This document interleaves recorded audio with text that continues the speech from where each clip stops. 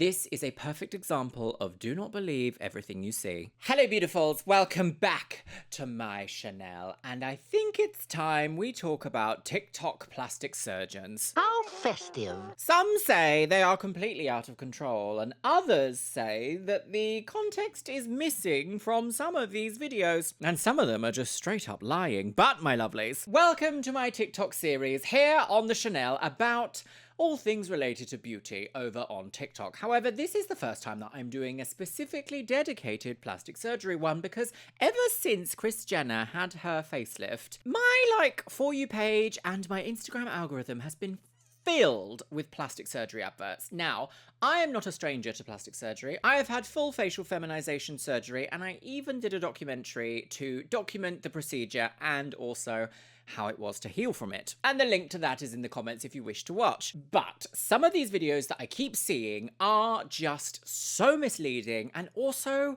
terrible. Hello police, yes I would like to report someone for fraud. And not what I would consider a good example to set for people wanting plastic surgery. Make sure you're sitting down comfortably, grab yourself a beverage. I'd probably recommend not eating during this video. Pop your little Ochanger right into the TikTok hole and let's do a deep dive into some plastic surgery. I think that's the spleen. Right, what do we have here? Okay, right. Plastic surgery has risks. Failed facelift surgery. Now, some of these videos are going to be a little bit strong, and I think YouTube might be a bit like, no, sweetie, you can't show this on our family-friendly platform. How dare you speak to me? So some things might have to be blurred, and if you wish to see the unblurred version, it's available on my Patreon. Plastic surgery has its risks. What can we see? Oh, copyright music maybe? No, royalty-free. Very loud. Oh, yes. Oh, swollen woman. Swollen lady. Oh, poor baby. Okay, so what we can see here is, I'm going to have to move that because you can see her drain. There we go. You sort of can't see it there because it matches in with the shirt, but I wonder if the YouTube algorithm will even know. Oh, time to bleed internally. She has had an incision around the entire hairline going out and around behind the ear. So this is like a full, not lateral. What's this called? Nah. Not lateral. This is lateral. What's this? Vertical? A vertical facelift where this much skin is completely removed. And this kind of facelift also completely brings up the eyebrows. Time for a brow lift.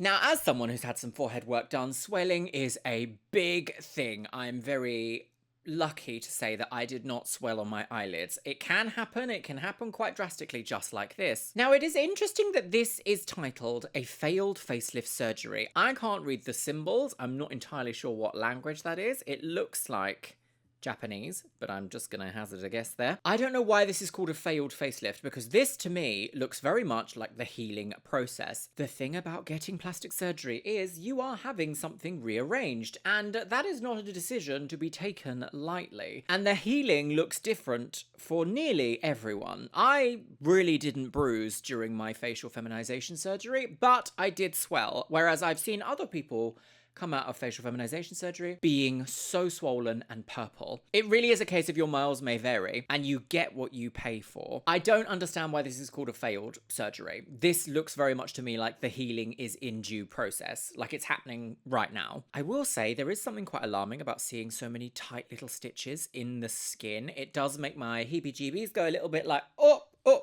Even though, as a scientist, I've seen some pretty alarming things, something about skin pinching does do something to my spine. It's skin pinching and foam cells. Both of those things send me a bit woozy, lady girls. So when you see videos like this online, don't immediately take it as a failed surgery. This video has no context around it to know whether this surgery has in fact worked out or not. This may just be 3 or 4 days after surgery, and no one is going to look great 3 or 4 days after surgery. Poor swollen lady. Well, I don't know why, but I felt like an onion when I was swollen. Peaches and onions. That's the secret. Right, what do we have next? Okay, this is how Sculptra ruined my facelift. Oh, and we can actually see the face being lifted here. I may, in fact, have to blur that because that is quite extreme. This is how Sculptra ruined my facelift. Sculptra ruined your facelift? Just kidding, it didn't. Oh. Don't believe everything you hear on the internet. What? Well, I couldn't believe you more. Wait, what? How did people say that? I couldn't agree Less? No. More? I couldn't agree more. You don't believe everything you see on the internet. Yes. So, can you have facial fillers and Botox when you have facial plastic surgery? Generally the answer, from my experience, has been no. Your surgeon should be able to see on your face where you're starting and where you want to go. Now, it's not always the case, and I actually think a lot of plastic surgeons might work slightly differently. Like, if you've had some lip filler, they might not be so worried about your chin. Oh, thank God. However, if you've had cheek filler and you're then going in for cheek implants, they're probably going to want you to dissolve all of that area before they start any work. You can in fact have like head scans, CT scans, to find out in the preliminary stages if you will have to have any work dissolved or treated beforehand before you go in for plastic surgery. And of course, plastic surgery is not something to be taken lightly. Even the small, easy procedures still involve general anaesthetic and an amount of healing that's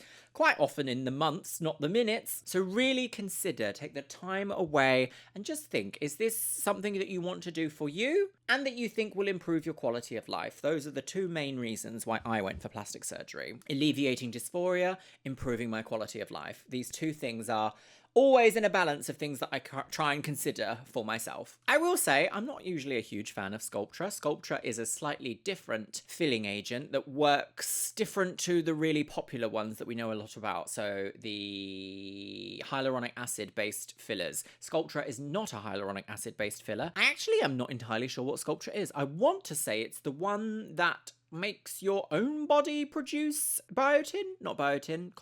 That would be correct. Okay, my loves. Okay, this one's going to be a lot to watch. I think this is... What's the title of this one? Dr. Kim's Facelifts. Okay, so Dr. Kim has appeared previously on this Chanel. There's lots of mystery around Dr. Kim and his work. Is it real? Is it not real? Is it AI? Is it even actually somebody called Dr. Kim, or is it a collection of surgery gone wrong? This doctor, whose name is Dr. Kim, is currently going Inception. viral all across social media and is being extreme. cancelled because of the facelifts that he is giving his patients.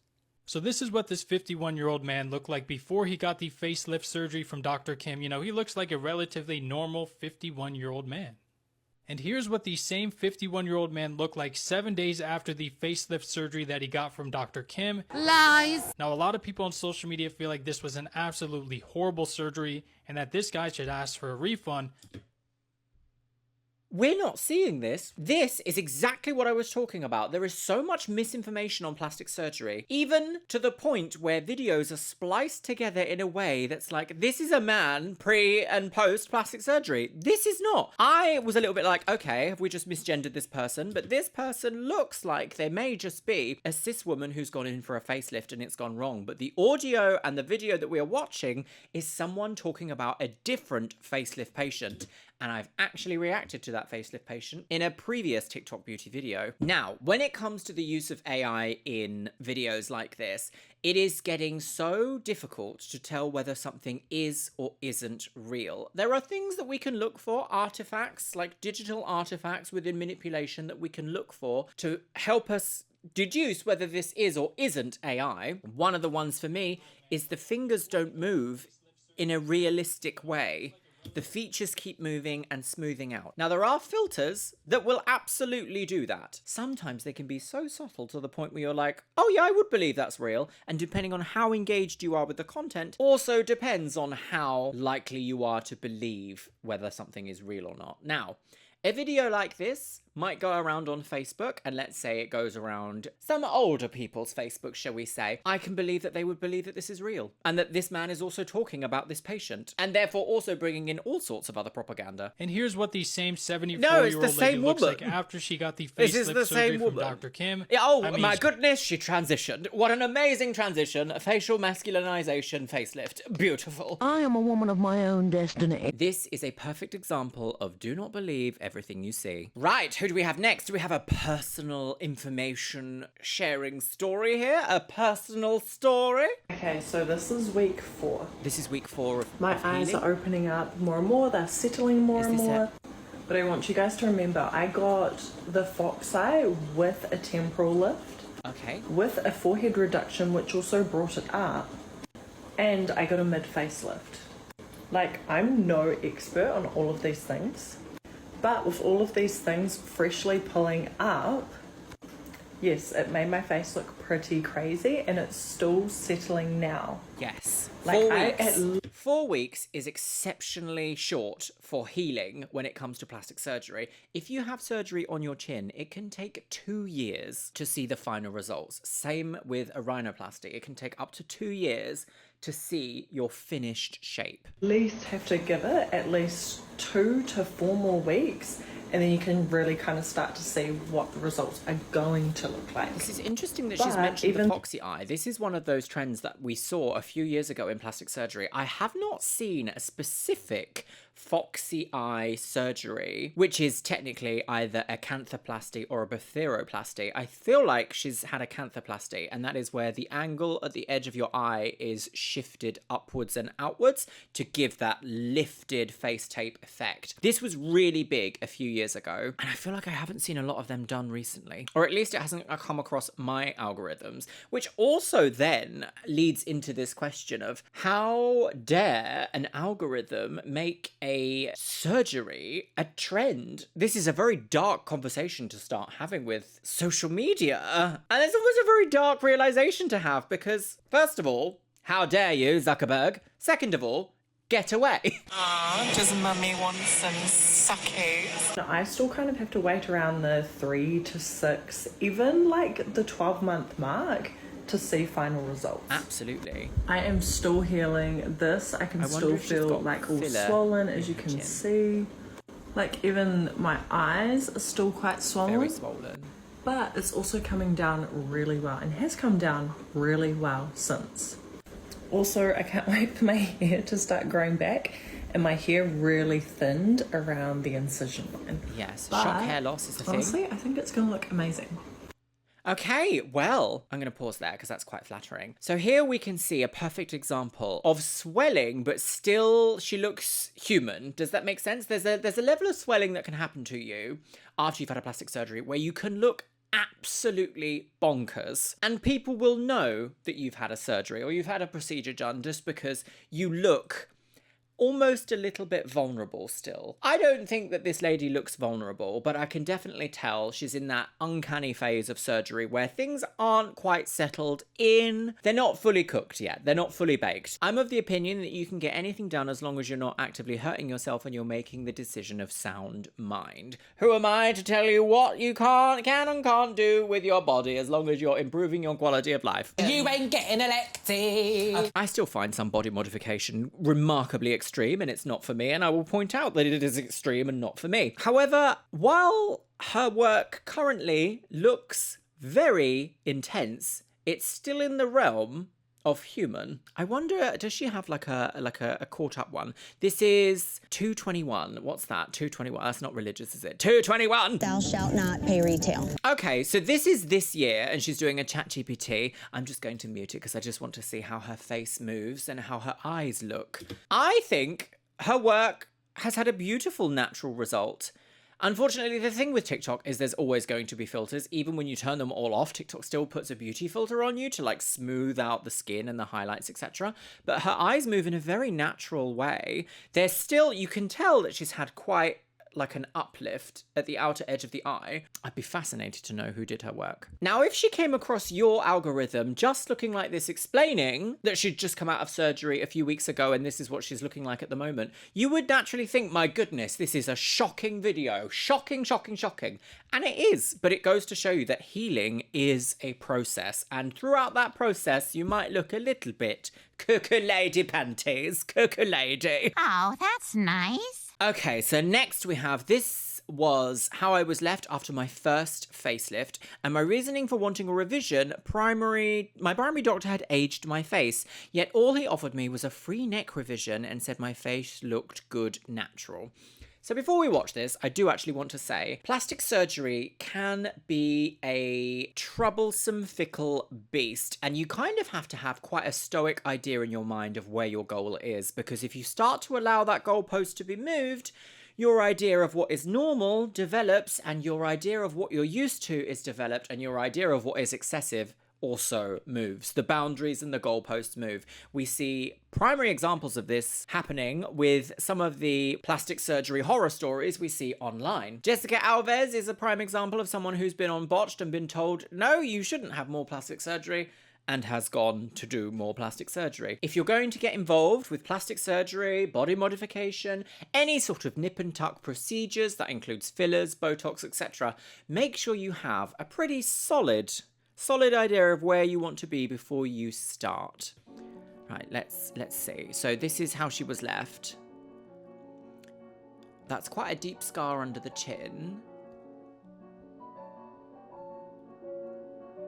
Oh, that is... You do have quite a lot of motion for someone who's had a facelift. Okay, well, that wasn't helpful at all. I thought we were going to get a before and after. Now, I don't know if this is necessarily the case in this lady's situation, but something that has to be said about plastic surgery is to keep your expectations realistic. If you are going to someone who is saying, yes, we can make you look 15 again, you're going to be gorgeous, people are going to be like, oh my god, you have your ID to buy that coffee, you child. Anti-aging plastic surgery is not going to make you look younger. Anti-aging plastic surgery is going to make you look your age, but you've had plastic surgery. Now, that plastic surgery can make you feel better, make you feel younger, like you can take on the world, girly wigs, but it has not effectively de-aged you, and I think that is something that needs to be almost reiterated, actually, in your own journey with what beauty means to you. Same with Botox. It doesn't make you look younger, you just look like someone with Botox. And that is not a bad thing. That's not a naughty taboo thing. But if someone's selling you snake oil, they're scamming you. My goodness, what's this? Okay, we've got some implant stuff. Okay, this has got a hashtag trigger warning on it, so I'm assuming we're going to see some difficult. So prepare yourselves, everybody. Implant coming out on its on even worse. Implant coming out on its on even worse now. I think she meant on its own. What are we looking at? Look at what this dentist dental implants. Oh. Has done to me. Oh, this is... He's already changed my face, and ain't never one of y'all gonna tell me different. And now I'm scared this is gonna change it even more. I used to look so good.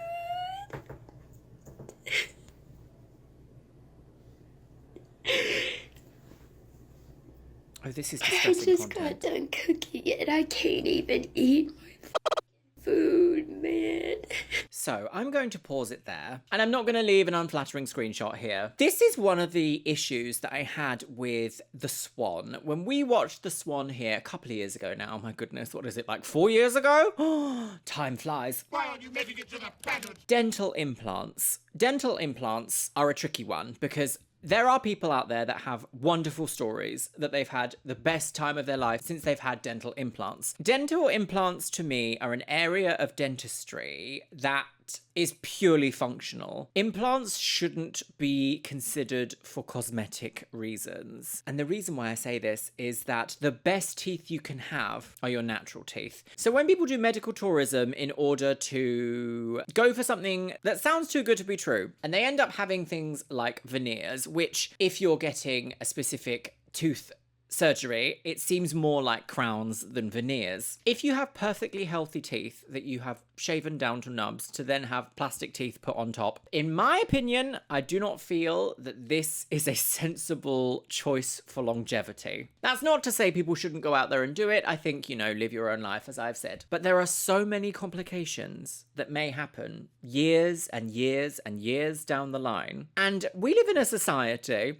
that considers teeth luxury bones. If you want to keep them, you pay for them. There are countless studies available showing the importance of teeth, dental hygiene, and tooth maintenance in actually staying alive, and the amount of frivolous, cavalier attitudes towards getting full veneers online is absolutely, astronomically bonkers. So apparently Brooklyn Sweet here, I'm just reading further on her story, says that the dentist mistakenly removed all of her bottom teeth when she was supposed to have a partial. Now I think that's crown talk, isn't it? That's like having partial crowns or partial denture. He then offered implants for free. Sure, yeah, whatever. He never put the caps on and then retired, told me a new dentist knows everything about it and was going to finish it for him. Every piece of information that we've read in this story is hugely malpractice vibes. Dental implants take years to heal, and when we saw them on the Swan, they made it out as if, oh, you just get a dental implant and 6 weeks later you're ready to go. That is not true, and I actually think that television and media, especially plastic surgery focused media and makeover focused media, has a lot to answer for with selling the idea that plastic surgery, permanent dentistry is swift, easy, and not in any way, shape or form that much of a big risk. I'm sorry that this has happened to you, Brooklyn Sweet. Even when implants heal entirely correctly, it's a lot to deal with. And some of these plastic surgeons need to be stopped. That you cannot just go around doing that to people. Gout. Okay, so we're moving into hair transplant territory now. Now, hair transplants have been on the upswing. So this is my story about my hair transplant going wrong, okay? So we can see some sparse reimplanted areas. I myself have had a hair transplant. You can sort of see it here. I would consider mine to be quite successful. So this is my story about my hair transplant going wrong. Okay. Last year, I had my hairline done at a London clinic. They claimed to implant 2,500 grafts, but I believe it was closer to 1,500 grafts. 2,500 and even is a those lot. didn't grow well. My hairline was sparse, with poorly angled, wide-spaced grafts, and this was a huge impact on my life, Yes, and the I'm not clinic showed surprised. no accountability for the damage caused. After this experience, I decided to do more research before undergoing a second hair transplant. In another video, I'll explain the differences between FUE and DHI. Hopefully, I'll have a better update next year. Thanks for watching and following my journey. Oh my goodness, we have to follow this journey. Now that person did everything correctly. They went to what they thought was a reputable place in London, and then that company did not take accountability for their F-up. Now the hardest part about taking plastic surgeons to court or to the court of social justice, which is where you can go online and talk about your experience with these surgeons. The really nasty ones will bury your story. In the trans community, we have a bunch of surgeons who relentlessly go after people who leave a public bad review or speak out about their experiences with bad surgeons, and then unfortunately it becomes very difficult to sift through reputable surgeons in an affordable price bracket that lots of people can provide reviews for. I say this over and over again, but research, research, research. Go on YouTube, watch other people's stories. Don't just watch mine. Websites like Real Self can also really help understanding the review system of people and plastic surgeons. And word of mouth, if you belong to any subreddits or forums, DM people that you know have had surgery with certain surgeons. And above all, even people who are the best in the world can still make mistakes. Now, there are multiple different types of hair transplants that you can get. I had an FUT transplant, which I also have a video here on the Chanel about. It is where they take a section from your donor area, usually the back of your head. They process the individual follicles out of that skin, and then they will implant them into the area that you need them. That is FUT. FUE is where each individual follicle is extracted from the donor area, again, usually the back of the head, and then individually placed in the area that you need to have extra filling. DHI, I believe, works similarly to FUE, but it is a direct form of transplant. I believe the follicle is inserted at the same time that the hole is made for the new follicle to sit in. Unfortunately, there's not really very many glamorous ways that you can describe plastic surgery because it's the outcome that people want and not necessarily the methods it takes to get there. I'm so sorry to hear that that happened to you, Tamara G. World. I hope now that a second transplant has given you the results that you want. Oh, okay, we have another failed hair transplant. Let's listen. My hair transplant has fully failed. I was washing my hair this morning and all of them just started falling out. I lifted up my hands and I had a few hairs on my palm and I was like, what is going on? Yeah, I'm cooked. Of course I'm joking. That is completely normal. Oh my God, I was going to say, when you have a hair transplant, the hair does come out. That's kind of the point, because when it is away from your body, the follicles are not receiving nutrients or a blood supply or anything. Like, they start to die and they go through a shock shed, it's called. If you have a hair transplant, it is absolutely normal that after like a week to a month, all of the transplanted hairs will start falling out. And generally, I was just washing my hair this morning and noticed the first few hairs falling out. It's been 11 days for me post-hair transplant. Great hairline. Still really happy with the results, obviously, but you start noticing that they will start falling out. It's okay, do not panic. It's a completely normal thing. And then sort of after that 3-month mark, you'll start noticing they start growing in. It's like baby hairs, really thin and wispy, and then they start getting thicker.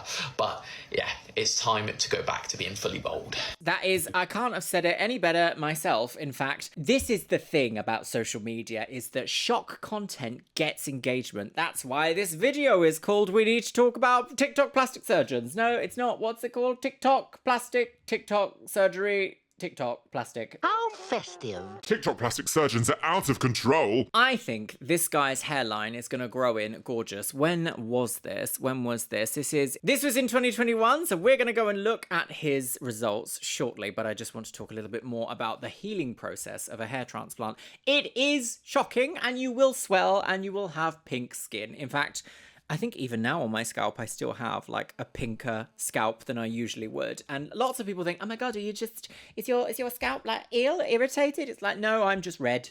I'm just a red person. I just go red. I'm red and also a little bit tan. It's very confusing, but there we go. When it comes to shock plastic content here on social media, you'll often see the more dramatic stories because they're the ones that get more engagement. And algorithms love engagement, even if it's negative, even if it's you commenting multiple times, "Oh my God, I can't believe she did that." An algorithm will say, oh, that's lovely.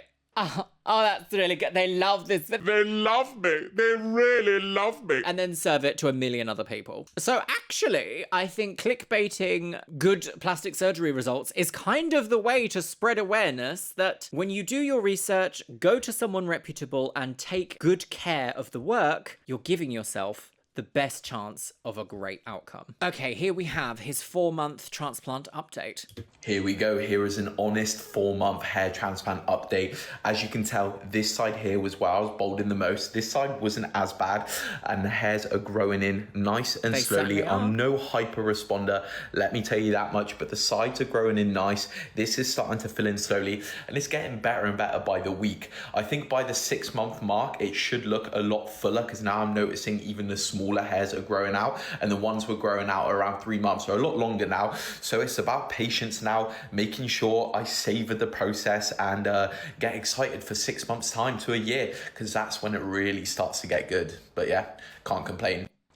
Okay, so what can we take from this? Gender affirming care is for everyone. I don't know if you guys know this, but follicles are a pretty interesting little human device, if you can call them that. You'll quite often end up with 2 or 3 hairs from one single follicle. So when you have a hair transplant and you can only see the single follicles, of course, it looks a little bit unfinished at first, shall we say. But I think the way that the surgeon has done his hairline by also paying attention to the contour at the very side of his new hairline is an example of really good work. One of the things people don't talk about when it comes to hair transplants is if you have longer hair like I do, you're going to have to put up with this strange texture that the new hair follicles grow with.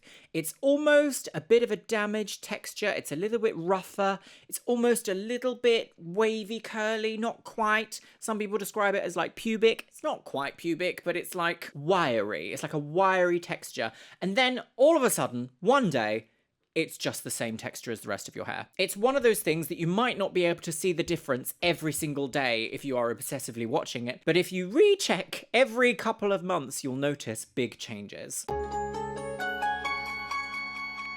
Oh, see, okay, here we have an example of a great hair transplant. This is Bimini Bomboulash, and this is also how much you can swell from plastic surgery. Although I think they're just Bimini now, aren't they? Bimini babes. The healing process when you get a hair transplant is facial swelling as all of the anesthesia and fluid drains from your face. So it's the trauma and response to that for the body. But no one told me I was going to look like the Goonies. Oh, yes. Unfortunately, healing is one of those... That's a little bit more flattering. Unfortunately, healing is a very very, very individual process that we all have to go through. I have been, touch wood, touch my own brain, I've been quite lucky with my surgical healing. I've never been someone that's just like drastically responds to extra fluid in the body, which is, you know, nice. Not gonna lie. But it's one of those things where if you saw Bimini come across your algorithm, you'd be thinking, my goodness, this is a plastic surgery catastrophe. What's gonna happen next? No, why? How are people allowed to even do this, Self? I'm gonna vote Republican. No. And it's something so important to remember when you specifically look at things like beauty procedures, is to critically think about healing. So much of social media is about perfect aesthetic, perfect outcomes, perfect lifestyles, that actually they're getting to there, even if the very end might in fact be fake, is never really seen. It's all a bit smoke and mirrors. So when you do see the process between there and there, it can be a jarring experience. And this is Bimini's hairline from 1 month ago. Incredible. Really good work. Today's yogurt will be in the shape of a woman. Okay, so you've all clicked through on this video thinking, oh my goodness, these TikTok plastic surgeons need to be stopped. But what about the ultra wealthy using filters over their plastic surgery to make you think, as a viewer, that their work is otherworldly? Now, Kris Jenner's facelift has been possibly the most talked about plastic surgery of the last decade, I would say. But what you see online is not always the real case. So let's listen to this. This is Kris Jenner's new face. Over the weekend, she was seen at the Hulu event, and she didn't have any filters on. I think this is very important for people to have realistic expectations when you're thinking about a facelift. She still looks very good, but you can't remove everything with just surgery. You need to do maybe multiple surgeries, maybe some lasers, but filters are always going to be able to wipe out everything, and it's not realistic to think that you're going to look like that. We don't post before and afters with filters. Some surgeons do. So you want to be really careful when you're choosing a surgeon and get something that gets natural results and gives you realistic expectations. Absolutely, absolutely. And unfortunately, part of the problem with unrealistic expectations is that people will tell you your work is bad because you haven't given them a magician's outcome, like a wizard's outcome. It's happened to me as a makeup artist. I remember applying contour to this lady's nose she had a very prominent nose. And this was when I was on the mall counter. And it was just before Christmas, I remember this. It was only like 5 years ago. And she looked into the mirror and she goes, I can still see my nose. And I just had this moment of like, unfortunately, I'm not a witch. I can't make your nose disappear. I can teach you techniques that may, from certain angles, make you feel like your nose has a specific look that you're going for, but I'm not changing the bone structure of your face with a little bit of shadow. And people sometimes take this attitude to the extreme when they see such perfect images online. This photo of Kris Jenner has gone everywhere. It's been in magazines, it's been all over the place as this beautiful, perfect, new age surgery that no one can ever get. It's so beautiful, it's unattainable to you as a peasant. Hello! When actually, Kris Jenner doesn't look like this. She's had great work, but it's not witchcraft. Don't be rude. Are you kidding me? Right, I think we're going to end today on this last one here about facial masculinization surgery, which is essentially the complete opposite to facial feminization surgery. You want to create what is traditionally seen